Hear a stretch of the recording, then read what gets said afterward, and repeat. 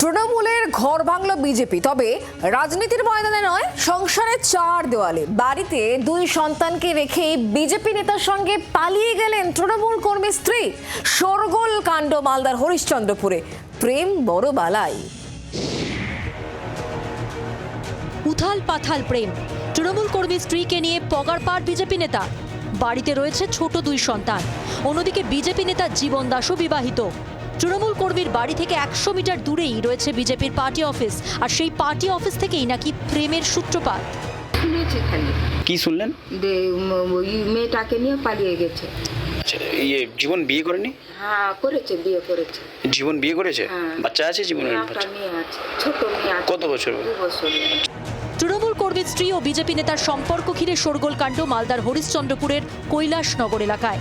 বিপাকে পড়েছেন দুই পরিবারের সদস্যরা। মেয়ের কীর্তি বিশ্বাস করতে পারছেন না মা। পালিয়ে গেছে শুনলাম আজকে। কি শুনতে পেলেন? পালিয়ে গেছে জামাই বাড়িতে। শুনলেন? হ্যাঁ, বিজেপির নেতার সঙ্গে। কোনোদিন ভাবেনি আমি আমার মেয়ে এমনি করবে। দিন কয়েক আগে থেকে নিখোঁজ ছিলেন ওই গৃহবধূ।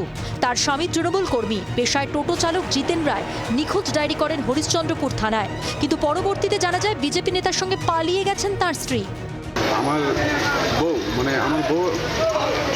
এই বিজেপি নেতার সাথে পালিয়ে গেছে। তো কখন জানতে পারলেন আপনি? এই আজকে জানতে পারলাম, তাই জন্য আমি থানাতে এসেছি। দিন আগে নিখোঁজ হয়ে গেছে, নিখোঁজ ডায়েরি করেছিল। আজকে জানলাম যে বিজেপি নেতার সাথে পালিয়ে গেছে। সোশ্যাল মিডিয়ায় পরিচয়ের পর প্রেম করে বিয়ে হয়েছিল তৃণমূল নেতার। কয়েক বছর ঘুরতে না ঘুরতেই দরজা দিয়ে বউ পালালো। সংসার যুদ্ধ থেকে তৃণমূলকে হারিয়ে দিলেন বিজেপি নেতা। মালদা থেকে রণজয় সিংহের রিপোর্ট, জি 24 ঘন্টা। বাংলার আওয়াজ, বাঙালির আবেগ, জি 24 ঘন্টা।